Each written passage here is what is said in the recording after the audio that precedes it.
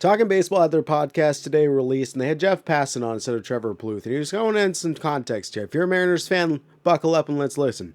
Because we're preaching a pretty loud presence to ownership of Seattle Mariners and including the front office.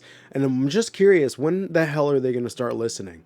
If you didn't watch it, check it out. I don't know. It's just so funny that baseball fans, it hits the point, or actually, it's just the whole offseason now that baseball fans make up their whole rumors. Like, I feel like It's like, wait, isn't Seattle constantly looking for power? And, people, when the article the other day that people just can't hit in Seattle, which that's a fun case study that I haven't been able to wrap my head around. But so that was a news article that came out that, in fact, Marine Layer podcast talked about a little bit on theirs. That I think it was released yesterday or today, basically explaining all the different issues with T-Mobile Park and why nobody can hit here. Whether it is the wind coming in, whether it's the sunlight at a certain part of the day where when they moved the games to earlier in the day instead of starting at 7:10 p.m., that sun angles right over the water coming into the ballpark, and it was harder for players to hit. And there's that argument, well, they're pros, they should be able to figure out and deal with it. And then there's also the other people that are just like, no, we should be going back to what it was before and starting at 7:10. If you need to go to school in the morning or go to work tomorrow, just leave a little bit early. It's okay. We should have a winning team. We shouldn't be catering to people's schedules and then having a losing team where people stop wanting to show up. That's a stupid business proposition. Granted, they also mentioned like the batter's eye in center field, but they're not going to change that. It costs way too much money. They tried the trees to copy Coors Field. It didn't work out. They just didn't like it. And maybe they need to revamp it, repaint it, just figure a way to do it. But I think honestly, like the Marine Layer podcast, I believe Lyle brought it up, was just changing the times, because I believe that happened in 2021, he said, and ever since then there's been a big drop off. So this article really dug deep into the different things, whether it's wind, whether it's the temperature, whether it's the humidity, whether or not the sunlight is in their eyes, and all this other stuff. So this is the topic that Jake is talking about, this article that came out, which again, when they bring up this stuff, it's not good for us as Mariner fans, because players hear this stuff, agents hear this stuff.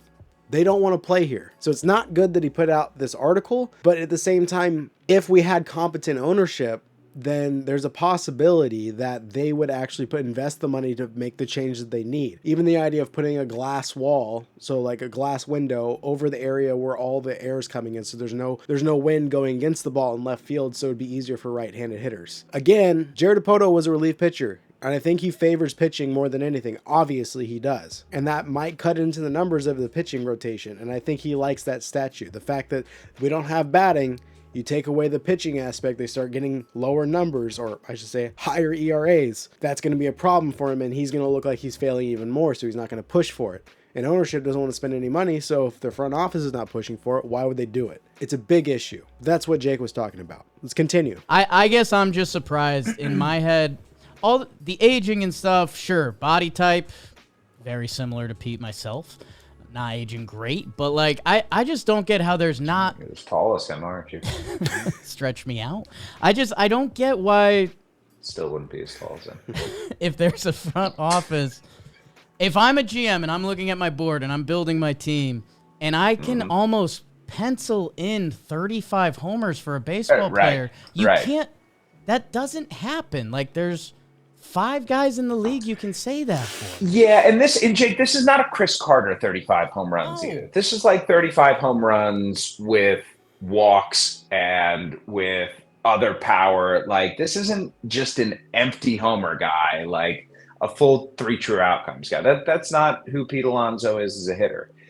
Like I could name like less than 10 people in the world who could do what he did to Devin Williams' changeup when the Mets knocked the Brewers out of the postseason this year. Side note, he was tipping his pitches. It was called out pretty hard. But he's got a point moving forward. So he's tipping his pitches, even if he knew it was coming. This next part explains why it's still impressive. It was a staggeringly good piece of hitting, like off of one of the most dangerous pitches in baseball.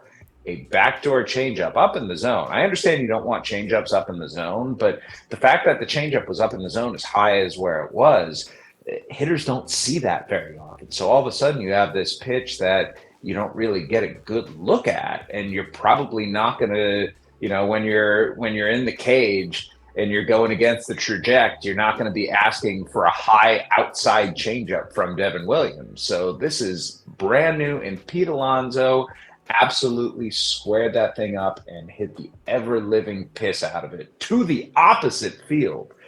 Guys just don't do that. And when you have that kind of talent, that's special. You bring up Seattle, of course the Mariners want him. They don't have money. And like, to me, this is the story that we're going to take away, Jake, from this offseason. It's not just what the Dodgers are doing, it's what other teams aren't. Yeah. And it's the contrast between the approaches of these two sides, where the Dodgers side is, we are going to go full bore, but that's not done in a vacuum. That's done in the context of all these other teams saying, hey, we're going to pull back a little bit, whether it's because of RSNs, whether it's because of the CBT, whatever alphabet soup you want as an excuse to not spend. Major League Baseball owners have taken this offseason to use it.